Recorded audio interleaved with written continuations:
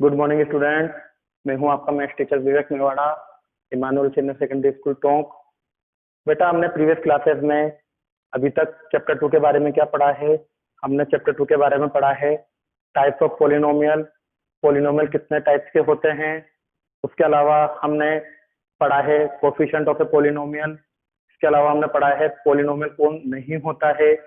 अब आपके एक नया टॉपिक आ रहा है 2.1 को हम प्रीवियस क्लासेस में पढ़ चुके हैं। अब आपके एक्सरसाइज 2.2 के बारे में बात चल रही है। इसमें बस 2 ही क्वेश्चन आपको दे रखे हैं, 2 क्वेश्चन दे रखे हैं और आपको टॉपिक का नाम दे रखा है zeros of a polynomial. Zeros of a polynomial. तो जीरोस का मतलब वो मैथ्स वाला जीरो में समझ लेना आप। जीरोस का मतलब होता है कि उस पॉलिनोमियल की वैल्यू बताइए, या फिर आप अदर लैंग्वेज में कह सकते हो वैल्यू ऑफ एक्स, या फिर आप कह सकते हो value of polynomial. Value of x हटा दीजिए, आप सिंपल उस पॉलिनोमियल की वैल्यू बताइए, है ना। जीरो का मतलब होता है एक्स की वैल्यू, है ना। तो अब अपन इसके अंदर पढ़ेंगे, तो पढ़ने से पहले मैं आपको कुछ बताता हूं। जीरोस ऑफ ए पॉलिनोमियल आपके 2.3 में भी आएगा कि कुछ भी पॉलिनोमियल दे देगा और बोलेगा कि एक्स की वैल्यू बताओ क्या होगी। जैसे आपको एक सिंपल एग्जांपल में बताता हूं मैं। जैसे आपको बोला एक्स स्क्वायर माइनस 9 बराबर 0, एक्स स्क्वायर माइनस 9 बराबर 0। तो देखो, आपको इसको पूछने के अब 2 तरीके हो गए। पहला तरीका कि find the value of x, तो आप क्या करोगे, एक्स की वैल्यू फाइंड करोगे। अब कैसे करोगे?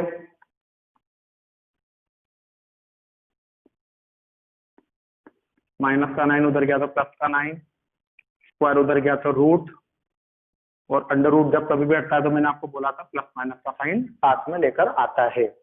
ये बात मैंने आपको क्लियर करा दी थी, और पहले दिन से मैं आपको ये बात सिखाता आ रहा हूँ कि वेरिएबल पे जितनी डिग्री होती है उतने ही सॉल्यूशन होते हैं। ये बात आप बहुत अच्छे से समझिएगा बेटा। देखिए, ये बात मैं जो आज आपको पढ़ा रहा हूँ उसको विशेष ध्यान दीजिएगा। लाइफ में हमेशा ध्यान रखना, आपका कोई भी क्वेश्चन आया और उस क्वेश्चन के ऊपर वेरिएबल के ऊपर मैक्सिमम डिग्री जितनी लग रही होगी ना, नंबर ऑफ सॉल्यूशंस भी उतने ही होते हैं। अभी तक होता क्या था कि यहाँ पर एक्स के ऊपर डिग्री कितनी लग रही है, 2। लेकिन आप जब क्वेश्चन को सोल्व करते थे तो देखो आपका तरीका रहता था माइनस का 9 उधर जाके प्लस का 9, ये स्क्वायर उस तरफ गया तो अंडर रूट 9, और आप बराबर लिख देते एक्स की वैल्यू 3, और आप यहाँ पर अंडर रूट 9 की वैल्यू 3 लिख देते थे। लेकिन अब आप खुद देख पा रहे हो वेरिएबल पर डिग्री कितनी लग रही है, 2, लेकिन आपका सॉल्यूशन तो एक ही आ रहा है, प्लस का 3। तो ये जो चीज है आपकी ये गलत है, इसको थोड़ा सा सुधार करिएगा। सुधार कैसे करोगे कि जब कभी भी रूट हटता है तो रूट अपने साथ प्लस और माइनस का सिंबल साथ में लेकर आता है। तो देखिए, वेरिएबल पर डिग्री 2 थी, तो आपका आंसर भी क्या आ गया, प्लस का 3 और माइनस का 3। तो 2 सॉल्यूशन आ गए, प्लस 3 और माइनस 3। अब अगर आपको इसका प्रूफ देखना है तो यहाँ पर प्रूफ मैं करके बताता हूँ कि आप प्लस माइनस 3 क्यों आया। आप x को लिख सकते हो x का स्क्वायर, और 9 को लिख सकते हो 3 का स्क्वायर। तो यहाँ पर ये a square minus B square का फॉर्मूला बना a plus B, a minus B होता है ना, a square minus B square बराबर a plus B, a minus B. अब इन दोनों ब्रैकेट को आप अलग अलग कर दीजिए 0 के बराबर। ये x प्लस 3 को कर दिया 0 के बराबर, x माइनस 3 को कर दिया 0 के बराबर। तो प्लस का 3 जब इधर ट्रांसपोज हुआ तो कितना हो गया, माइनस का 3, और माइनस का 3 उधर ट्रांसपोज हुआ तो कितना हो गया, प्लस का 3। तो देखिए, वेरिएबल पर डिग्री कितनी थी, 2, तो नंबर ऑफ सॉल्यूशंस कितने हो गए, 2। अगर वेरिएबल पर डिग्री 3 होगी तो नंबर ऑफ सॉल्यूशन 3 होंगे, वेरिएबल पर डिग्री 4 होगी तो नंबर ऑफ सॉल्यूशन 4 होंगे। इन छोटी छोटी बातों का आपको ध्यान रखना है। अब मैं अपने टॉपिक पर आता हूँ, जीरोस ऑफ ए पॉलिनोमियल। तो जीरोस ऑफ ए पॉलिनोमियल का मतलब होता है, आपको मैंने अभी पढ़ाया था, एक्स की वैल्यू बताओ। तो क्वेश्चन 2 तरीके से पूछे जा सकते हैं। ये क्वेश्चन दे दिया और बोला है फाइंड द जीरोस। क्या बोल देगा, फाइंड द जीरोस। या फिर ये यूं भी बोल सकता है find the value of x, x की वैल्यू बताओ। तो इसीलिए मैं यहाँ पर जीरो का मतलब लगा रहा था कि find the value of x. जो आप एक्स की वैल्यू फाइंड करते हो उसी को ही जीरो बोला जाता है। तो यहाँ पर जरूरी नहीं है पेपर में आपको find the value of x लिखा है, वहां पर पेपर में यूं भी लिखा सकता है फाइंड द जीरोज। तो इस बात का बस आपको ध्यान रखना है कि जीरोस का मतलब ही एक्स की वैल्यू होती है। तो ये जो मैंने टॉपिक आपको पढ़ाया है इसका ध्यान रखिएगा कि वेरिएबल पर जितनी डिग्री होती है मैक्सिमम नंबर ऑफ सॉल्यूशंस भी उतने ही होते हैं।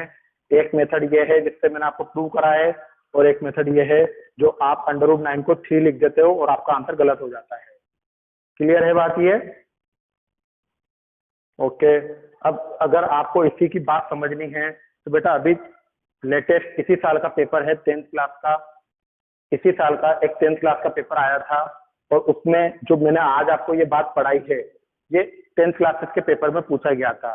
देखो वहां पर पेपर में यूं आया था k² - 16 बराबर 0, है ना। अब 4 ऑप्शन आए थे। ऑप्शन ए में लिखा हुआ था k बराबर 4, ऑप्शन बी में लिखा हुआ था k बराबर -4, ऑप्शन सी में लिखा हुआ था k बराबर +-4, और ऑप्शन डी में लिखा हुआ था नन ऑफ दीज। अब टिक लगाना था कि इसमें से चारों में से कौन सा वाला सही है। अगर मैं आज आपको ये वाली बात नहीं बताता तो देखिए आप क्या करते, -16 उधर जाके +16 करते, स्क्वायर को उधर भेज देते तो √16 बन जाता, और आपको पता है √16 की वैल्यू 4 होती है।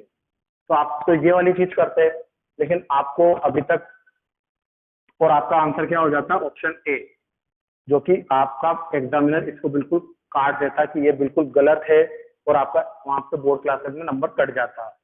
ये इसी साल का बता रहा हूँ आपको, पेपर जो भी मार्च में हुआ है, आप देख लीजिएगा पेपर उठाकर। और मैंने आपको क्या बताया, जब कभी भी रूट हटता है तो अपने साथ 2 सिंबल साथ में लेकर आता है, क्योंकि +4 का स्क्वायर भी 16 होता है और -4 का स्क्वायर भी 16 होता है। तो इसी कारण से वहां पर आपको पेपर में टिक लगाना था ऑप्शन सी पर, और ऑप्शन सी पर टिक लगाते तो आपका आंसर करेक्ट माना जाता। तो बात समझ में आ रही है बेटा? जो अभी मैंने आपको जीरोस के बारे में पढ़ाया है ये कितना इंपॉर्टेंट होता है। एक छोटी सी गलती, अब आप बिल्कुल सही कर रहे हो, बस आपको क्या नहीं पता, ये √16 की वैल्यू +4 होती है, आपको यही पता है, लेकिन ये नहीं पता कि √ हटता है तो अपने साथ 2 सिंबल साथ में लेकर आता है। तो इस बात का ध्यान रखिएगा। क्लियर है स्टूडेंट? अब मैं आपको 2.2 एक्सरसाइज के कुछ क्वेश्चन के बारे में बताता हूँ। ये जो हमने पढ़ा ये आपके पास एक्स्ट्रा नॉलेज थी अभी तक जीरोस के बारे में, लेकिन अब 2.2 का क्वेश्चन नंबर 1 जो कि दे रखा है 5x - 4x² + 3, 5x - 4x² + 3, ये क्वेश्चन नंबर 1 है 2.2 का। और आपको बोला है कि ये पॉलिनोमियल दे रखा है और बोला है कुछ भी पूछ सकता है, मैं अपने हिसाब से लिख रहा हूँ, x बराबर 0 पर, x बराबर 1 पर, x बराबर -2 पर, किसी पर भी कुछ भी नंबर आ सकता है। इस पॉलिनोमियल की वैल्यू बताइए क्या होगी। आपसे पूछा है कि इस पॉलिनोमियल की वैल्यू बताइए। तो आपने देखो क्या करोगे, आपको जो भी नंबर दे रखा है ना, आपको बस उसको पॉलिनोमियल के अंदर पुट करना है। x की जगह पर आपको पॉलिनोमियल में 0 पुट करना है। तो देखिए 5 की जगह 5, x की जगह 0, ये -4 की जगह -4, x की जगह 0, स्क्वायर की जगह स्क्वायर, और +3 की जगह +3। क्लियर है स्टूडेंट? और एक बात हमेशा ध्यान रखिएगा, अगर आपको मैथ्स में बिल्कुल परफेक्ट बनना है तो जब कभी भी आप किसी की वैल्यू पुट करते हो तो उसको ब्रैकेट में पुट करना, आपसे गलती कभी लाइफ में नहीं होगी। तो 5 को 0 से मल्टीप्लाई करा 0, 4 को 0 से मल्टीप्लाई करा 0, और ये 3। तो इस पॉलिनोमियल में x की वैल्यू 0 पुट करने पर आंसर आता है 3। क्लियर? इसी तरीके से आपको क्वेश्चन में बोला होगा कुछ भी नंबर आ सकता है, जो भी नंबर होगा वो पुट करके देखना पड़ेगा। अब बोला है x बराबर 1 पुट करो, 5 की जगह 5, x की जगह 1, 4 की जगह 4, x की जगह 1, स्क्वायर की जगह स्क्वायर, और +3 की जगह +3। तो 5 को 1 से करा तो 5, 4 को 1 से करा तो 4, और 3 को एडिटिव लिख दिया। अब प्लस वाले नंबर जोड़ लो, 5 + 3 8, और -4 पीछे लिखा हुआ है। तो 8 में से 4 को सब्ट्रैक्ट करा तो आपका आंसर कितना हो गया, 4। क्लियर है स्टूडेंट? पहली बात यहाँ पर बोला है ये पोलिनोमियल है, इस पोलिनोमियल में x बराबर 1 रखने पर आपका आंसर क्या होगा, बस ये पूछा है। कहने का मतलब इस पोलिनोमियल में अगर आप रिमाइंडर क्या होगा, इस पोलिनोमियल का x बराबर 1 पर रिमाइंडर क्या होगा, तो आप बोलोगे कि इस पोलिनोमियल का x बराबर 1 पर रिमाइंडर होगा 3। इसको है ना यहाँ पर शॉर्ट में समझाया गया है बेटा, बुक में तो बिल्कुल गलत दे रखा है। यहाँ पर ये जो चीज अपन पढ़ रहे हैं ये आपके जब आप आरडी में पढ़ोगे तो रिमाइंडर थ्योरम के नाम से आएगी। तो अपन कहने का मतलब एक तरह से रिमाइंडर थ्योरम के बारे में ही पढ़ रहे हैं। इसी तरीके से आप x बराबर -2 इसके अंदर पुट करिएगा और अपना आंसर फाइंड करिएगा। ये क्वेश्चन नंबर 1 है। अब क्वेश्चन नंबर 2 में देखिए आपको क्या दे रखा है। बस 2 ही क्वेश्चन है बेटा इस बुक के अंदर। अब सेकंड का भी मैं सेकंड वाला बताता हूँ। फर्स्ट वाला आपको होमवर्क में करना है। p ऑफ t बराबर दे रखा है, पॉलिनोमियल क्या दे रखा, p ऑफ t बराबर 2 plus t plus 2t square minus t cube.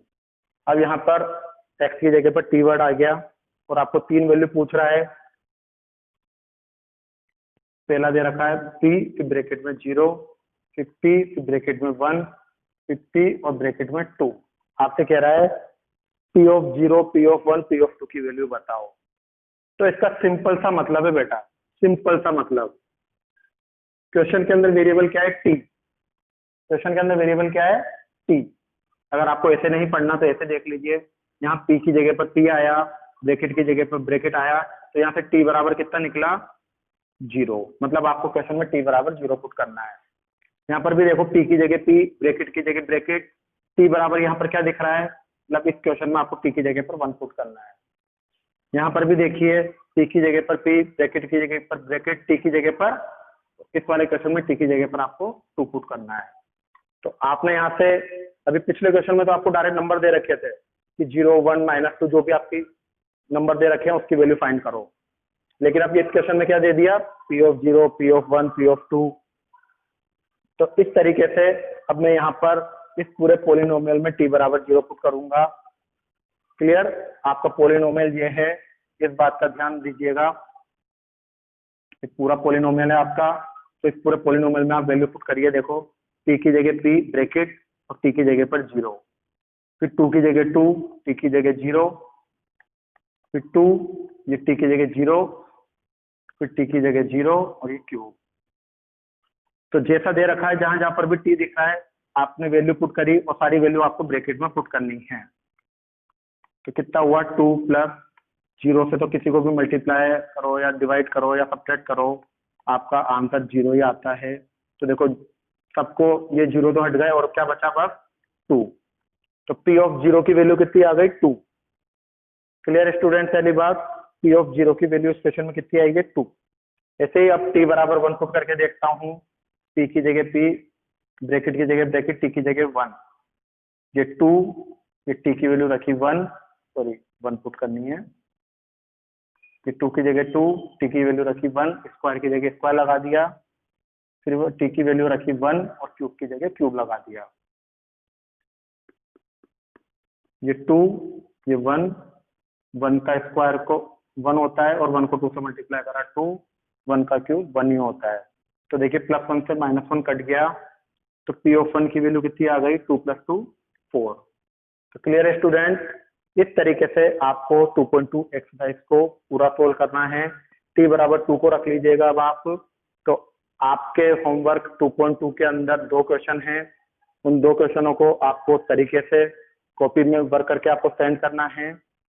Okay, good bye student. आपको होमवर्क मिल चुका है, इस बात का आप ध्यान दीजिएगा और मुझे वर्क सेंड जरूर करिएगा।